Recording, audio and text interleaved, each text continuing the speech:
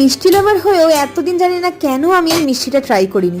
ভাগ্যিস তোমরা সবাই রিকোয়েস্ট করলে, আর আজকে তো বানিয়ে আমি ভীষণ হ্যাপি। বাজার থেকে 20 টাকায় মাত্র 3খানা লেবু এনেছি। দেখো রসই নেই ব্যাটাগুলোর, কি অবস্থা রে ভাই। যাই হোক, নাই মামার থেকে কানা মামা ভালো, ছানা কিন্তু আমার ভালোই রেডি হয়ে গেল। তারপরে এটাকে একটা প্লেটের মধ্যে নিয়ে হালকা করে একটু মেখে নেব। এর মধ্যে দিলাম মোটামুটি 2 চামচ মতন সুজি, সবটাকে বেশ সুন্দর করে মিলিয়ে মিশিয়ে নিচ্ছি। তোমরা অনেকেই হয়তো ভাবো বাড়িতে মিষ্টি বানানো একেবারে পাহাড় সমান কঠিন কাজ, কিন্তু এই মিষ্টিটা একবার ট্রাই করো। হালকা একটু চিনি দিয়ে আর ছানার জল দিয়ে কনসিস্টেন্সিটা যেন মোটামুটি নরম হয়, এরকম একটা ডো তৈরি হবে।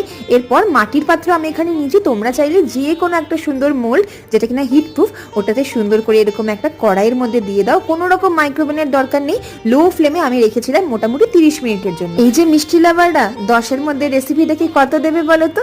আচ্ছা, নেক্সট কি মিষ্টি বানাই সেটাও জানিও। টপ করে খেও, লাইক শেয়ার করতে একদম ভুলো না।